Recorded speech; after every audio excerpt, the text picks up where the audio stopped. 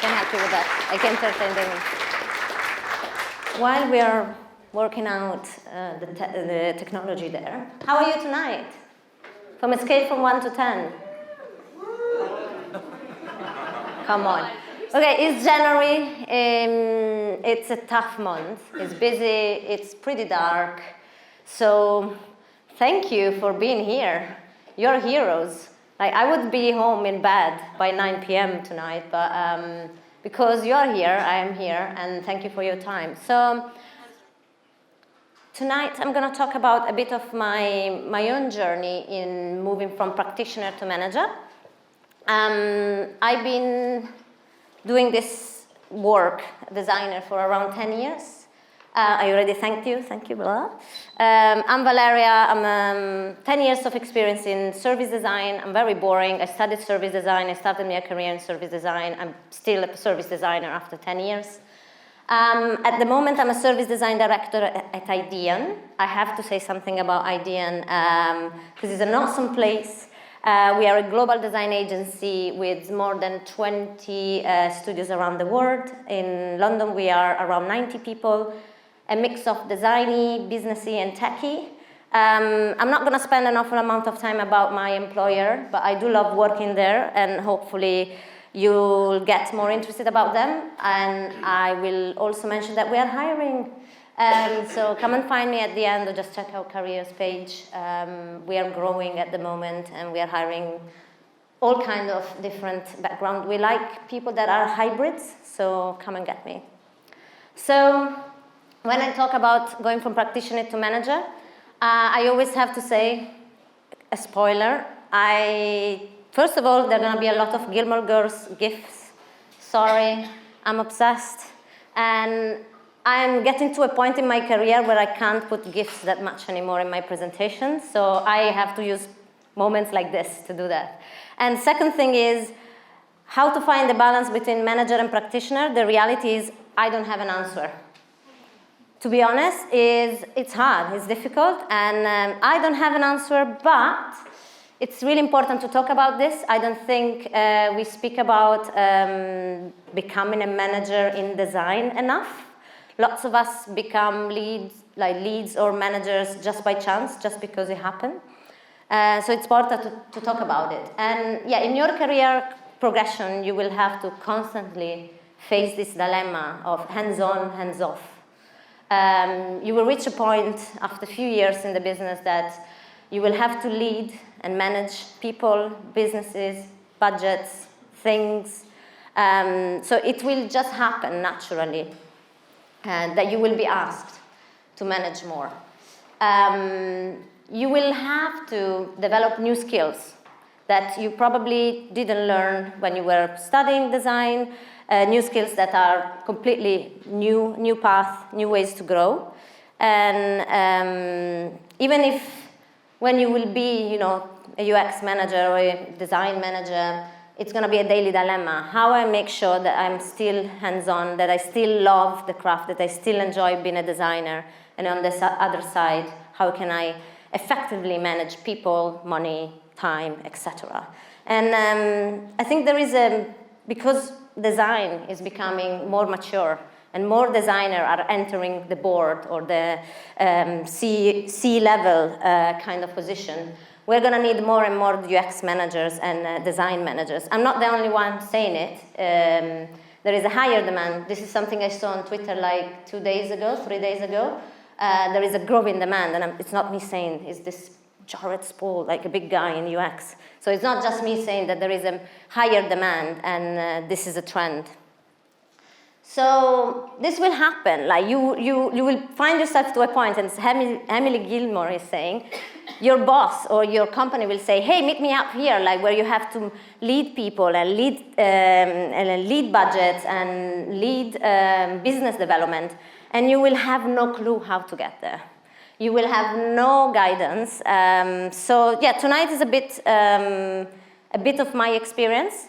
And my aha moment, as we say, happened around December last year. I was just finishing a project, and a colleague of mine, really lovely guy, I love him, It's on video, I'm not gonna say his name. But he came to me and it's like, so, yeah, I really enjoyed working with you, but I just really have to ask, like, do you see yourself more of a practitioner or a manager? And I'm like, oh, I never thought about it.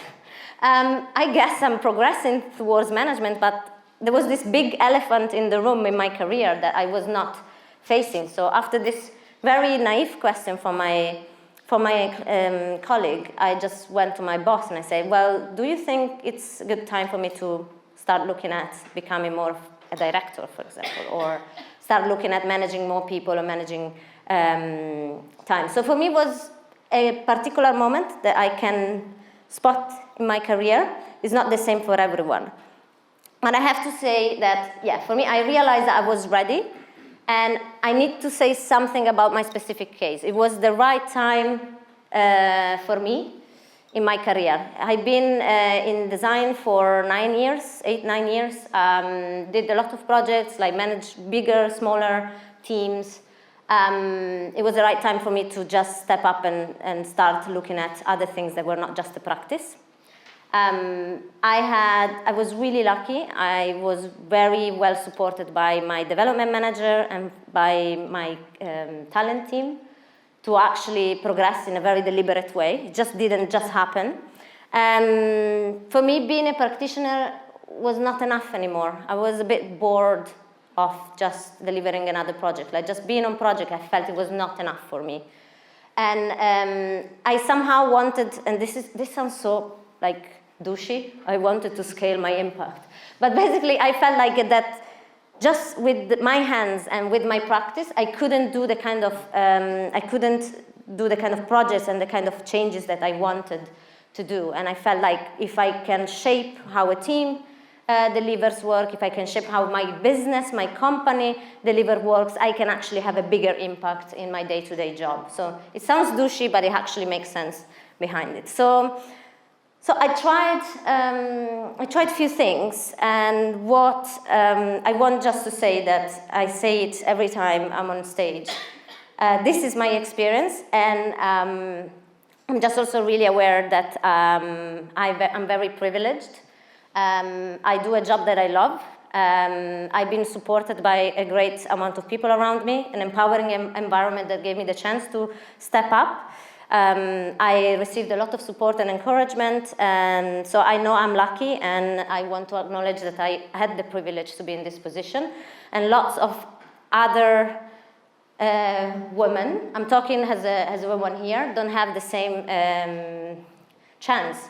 The majority of design students in the world are women, but we only have 17% of women representation in leadership position in design. If we look at people of color, it goes down to 13%. This is embarrassing in 2020. There is an amazing organization called Kerning the Gap, based in London, that is doing a lot of research and a lot of work around this. But I'm just saying, I am really lucky to be one of these people in that 17%. I'm really lucky to have a woman as a boss. But there's a lot of work to do still. So yeah, welcome to my retro. So basically what I do every 6 months, I usually look back at what's going on in my professional life. And I did a similar talk around August. Caroline was there, and she invited me today. So this is the second retro after almost 8 months as a director at IDN. So I'm going to talk about what was good about going from practitioner to manager, what was bad and is still not getting better, and what I can do to make it better. So I'm just going to bring you on the journey, and as I said, it's my own personal experience. I hope you can take some of the learnings and some of the things I experience in your own experience, but I'm more than happy to answer all your questions, and please come and grab me at the end. As you might have noticed, I do like to speak a lot. So yeah, first of all, thank you, Rory. Yeah. What was good? So the first thing, I'm sorry if it doesn't really demand clarity and be clear, but yeah. So we didn't really check the contrast. But yeah, the first thing for me that I think I managed quite well was demand clarity from the organization. When I was told, let's start looking at your progression, I just really demanded a bit of clarity. And the first thing you want to know is there a clear job description for your new role? Which kind of skills are required to be in the new role? Which are the expectations?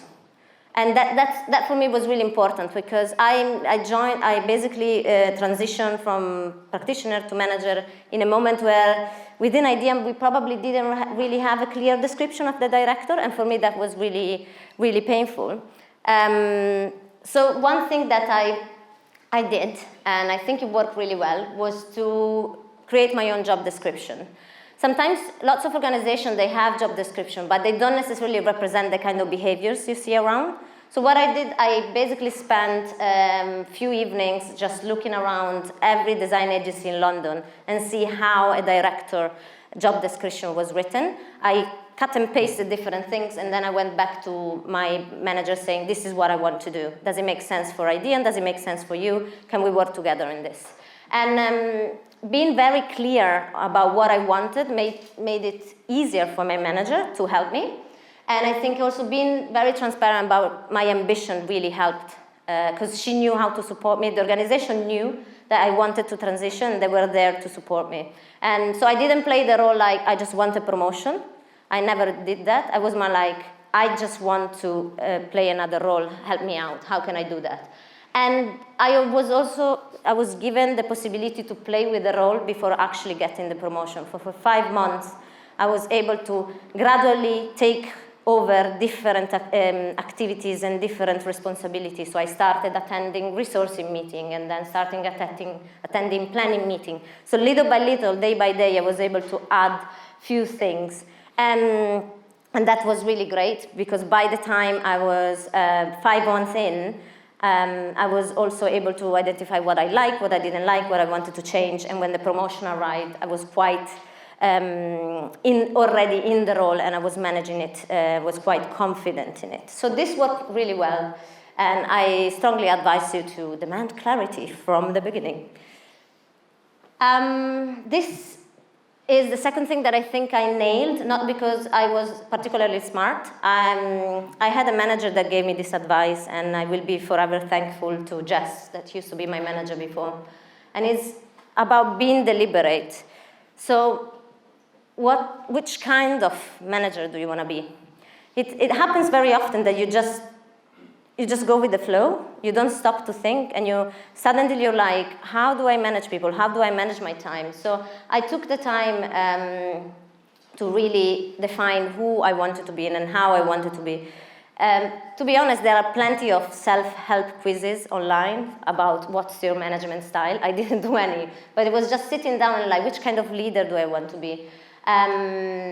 Which kind of things work for me or things don't work for me. The advice that I always give to the people I mentor or coach is look around.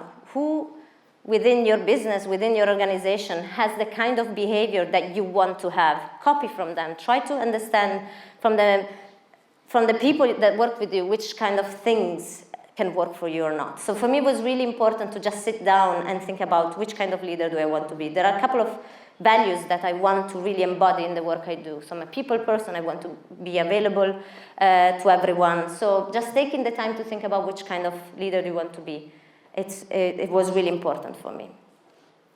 And then this is also something else. So when we are very confident in our skills, we've been designing services, products, businesses for a long time, we know what is good for us and what we're good at. So it's really easy when you're shifting towards something that is slightly different from your usual things that you do to completely lose track of your strengths and the thing that makes you happy. So what are the things that makes you passionate about your work? And something that I usually do, not every development manager will say use strength as your main thing, but what I usually try to make sure that it's clear in my mind is what am I good at? And what are the kind of things that at the end of the day leaves me with a feeling of energy, they leave me energized. And on the other side, which kind of things they make me feel at the end of the day drained. It's something I try to do quite often, like even now it's January, so it's review period. I'm like, what kind of activities within what I do as a manager make me feel happy and energized, and what others leave me completely like, I hate this day and I don't want to do this anymore. So this is a very simple exercise that I stole from someone in the room. But basically, like, I usually try to do this quite often, like every 6 months. On one side, I just try to map what I like to do, what gives me energy, what leaves me energized at the end of the day. And then on the other side, what I really don't like to do, usually boring stuff like expenses. And then on the other side, I try to put what I am good at and what I'm not good at. What happens is that sometimes you're actually really good at something you don't like. For example, I'm an amazing PA. I am absolutely amazing. I have a very messy life. If you ask my boyfriend that is in the room, I'm very messy and disorganized. If I have to organize someone else's life, I'm amazing. But it's not something that I want to do because it doesn't bring me joy. So it's important that you, especially if you're transitioning from one position to the other, you keep track of what is that it brings you joy, that energizes you, that you like to do and you're good at. But you also put in the mix something that you like but you're not good at, that because you still want to improve and change and get better at it. And this is a very simple exercise that I try to do every 6 months, and I advise that you, especially if you're transitioning between roles, to do quite often. And I have more in my pockets, if you know, but we can speak about it later. I'm just going to talk about what was bad, and it is still bad, to be honest. This is something that I am horrible at, and it gets even worse when you are looking at doing things like firefighting every day. So not taking enough time to reflect has been one of my main problems, but not managing time in the right way for you to reflect, because you are under a very different kind of pressure. You have people like looking for you all the time. There are always like problems that you're trying to solve. The ways you organize your time, from going from designing every day to managing, you will have to organize your time differently. You are in a constant flow of tasks. Your to-do list never finishes. So it's really hard to keep time for yourself. And it just gets really, really draining after a few months. So I'm trying few things to get better at managing my own time and taking time to reflect. I'm trying, I think I've done it twice in the last 6 months. Time to reflect, I'm trying to embed time to reflect in my own action. So I'm trying to do weekly notes. Last time I was on stage, I promised I started. I did it twice, and then I stopped. But like taking the time to think about what I learned this week, what I've done, what I achieved, it's really important. I'm trying. Couple of people told me like one of the best things to do is just work from home once a week or every 2 weeks, just to take the time to be away from the noise of the office, the noise that is not like, there is physical noise coming from the fact that you work in an open space, but just the distraction and the constant fact that you can be available to others. So working from home, I'm trying to do it at least once a month, trying to do 2 every 2 weeks, maybe in 6 months. And then this is something that happened multiple times, is like making sure that the time I have with my development manager is about my learnings, not just about the fires I'm trying to fight, or the team, or the business, but really trying to preserve that 30 minutes every week for myself and my own development.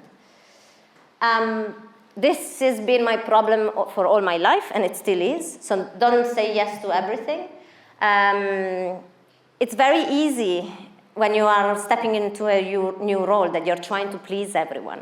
You're trying to demonstrate that you can do everything. I talk a lot about the imposter police that are gonna find you and they're gonna know that you're making shit up. So you have this weird imposter syndrome that you're trying to to prove that you can do a lot of things. But you can say no, and you should say no. A good manager knows how to say no, know how to delegate. And also because you can't say yes to everything, because you will drop the ball if you say yes to everything, and the only person that will be feeling really bad about that, you will be yourself. So this is something that I'm still struggling, and I'm trying to learn, but say no. I was exactly talking about this today. It's probably one of the hardest things to learn. And last but not least, about the thing that I think I'm still haven't found the right balance is being hands-off. So because you're managing people, you're not necessarily on projects as much as you want. It's hard to just empower others. So I see that sometimes I'm just stepping in on the project team too often. I'm just like sharing my opinion too often. It's hard to learn how to step out and empower others. Someone told me, like, the hardest thing is to let people do their own mistakes and let them do those mistakes, not protect them. So I'm still trying to be hands-off and not being too involved in the teamwork, trying to make sure that I do have a little part so I don't feel completely useless, but making sure that I don't become a pain or a seagull. So I'm like finding the right balance between leading the team or empowering them. It's something that I'm playing with. So making sure that I create the right processes, clear roles and responsibility, clear accountability within the team, clear governance for the team to feel empowered. And then on the other side, create the right environment for the team to do the best work, to do their mistake, and making sure that they feel independent by making sure that if they fuck up, I'm there for them. And now I'm going to talk about what I can do better. And it's January, I made my 2020 wish list.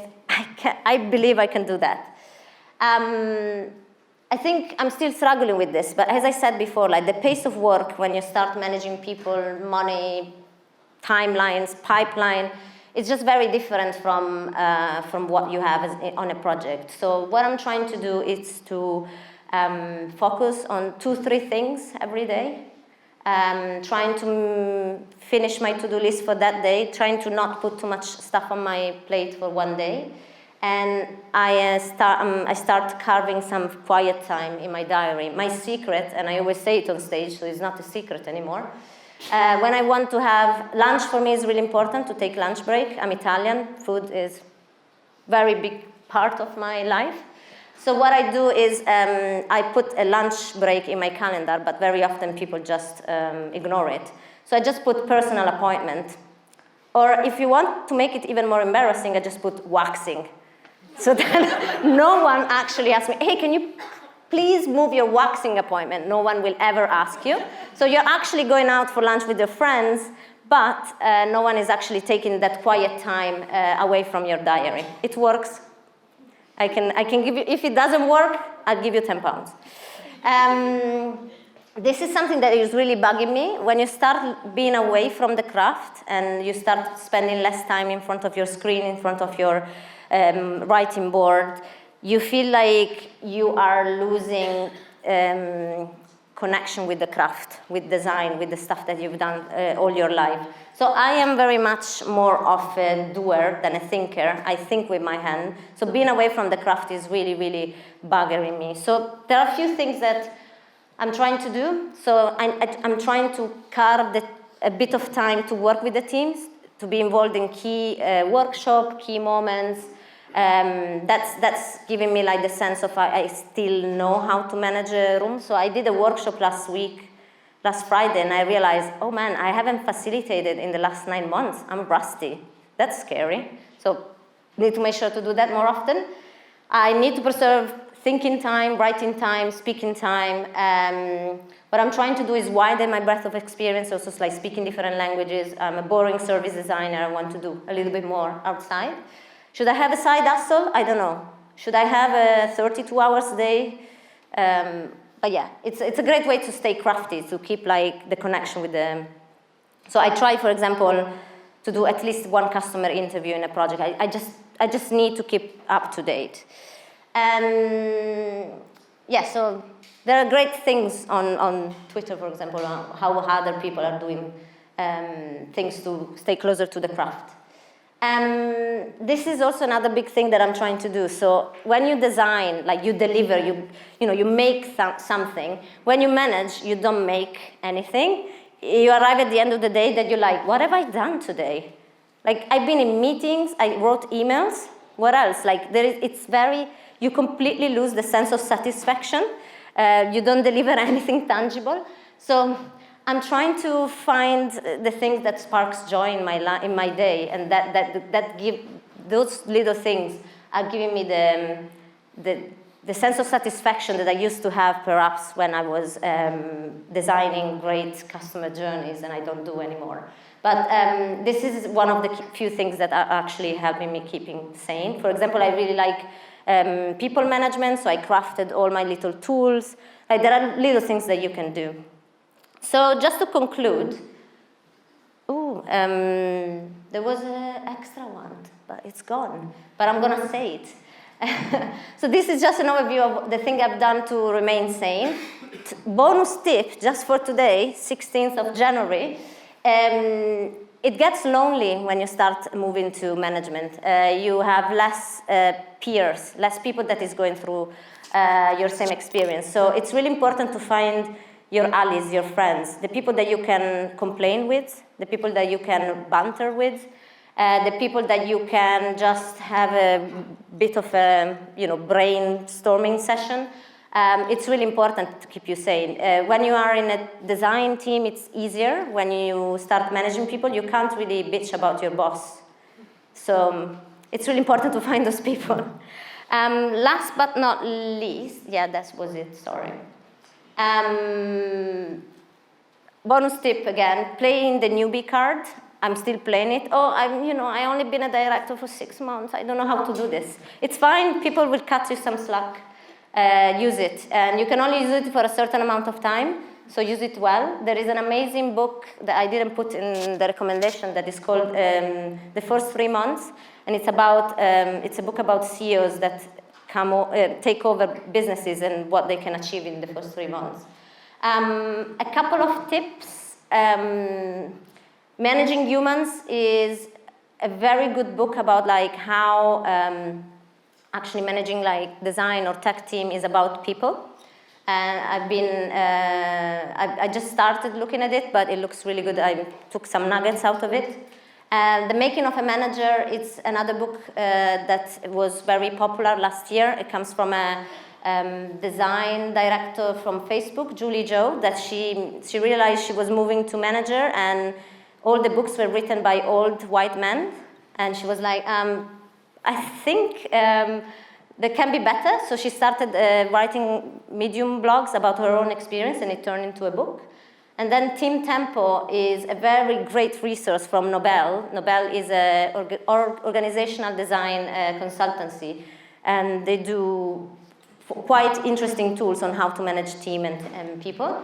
And other great resources, Nobel has a very good newsletter about organizational design, but I find quite often like very good practical tips. I also like Upfront, is an organization led by Lauren Curry, especially for women, is really good about confidence. There are a couple of meetups for designers. So Lead Meeting is organized by my friend Alessandra. So if you follow her on Twitter, they just meet at the pub maybe once a month and they just share their experience. Lead Design is a conference that usually happens in London, is also happening in San Francisco. And they have a meetup in February. So it's good to find other people that are going through the same time and just share. And this is it for me. Thank you again, and please come and talk to me.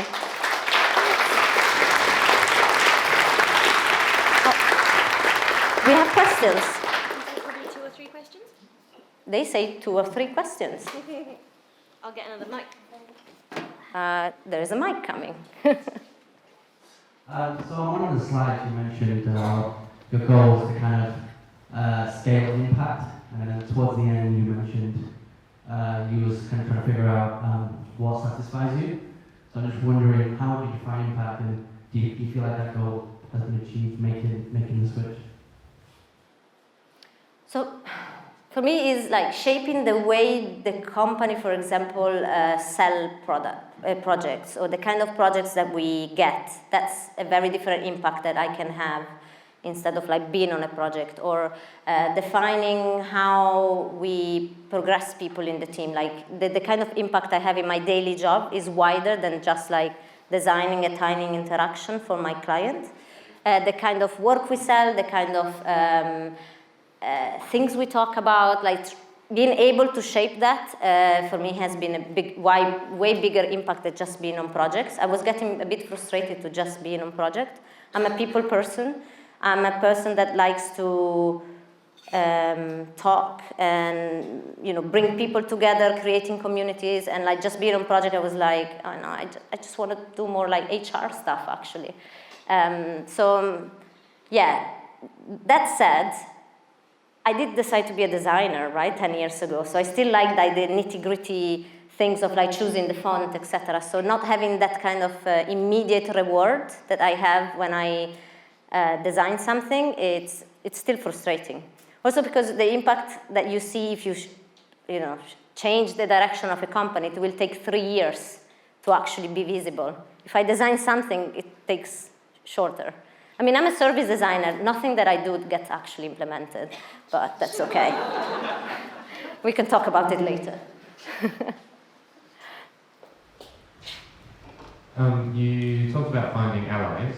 So how has moving up changed your relationship to your prior peers? Or the other... This is going to be on video. It changes. I think IDEON is a very nice environment. The feeling of hierarchy isn't really there. Like the MD walks into the office with like crazy, like it's very open-minded and very transparent. My main frustration is like, yeah, I can't bitch about, my boss with the person I used to bitch about my boss. Because I am the boss. So it's just about finding new, I have to say I find it difficult, and not in a way that I don't like the people that are on my same level. They are in a very different time in their career and in their life. They have children, I don't. So I'm a bit struggling, but I think it's something that my manager is really like underlying quite often. Like even if you don't find people inside the organization, make sure that you have those people outside. So either your mentors, your friends, hopefully not your partner, because otherwise it's gonna freak out. But yeah, I think it's an ongoing journey, but it definitely changed, and I'm still dealing with it. We've got time for one more question.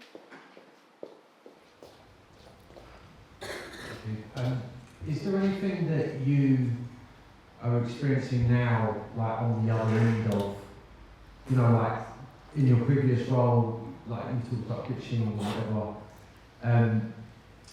do you have this sort of new, sort of vivid picture of how things are, a new perspective? Like, what's the biggest thing that's sort of changed in your mind, switched?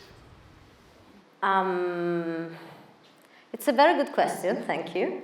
I think I have more of an understanding of, I don't know how to say, but like the fine balance between hitting targets, not because we want to grow, like we need to pay bills and pay salaries, and getting the kind of work we want to do that is like really good. Like finding that balance is actually freaking hard.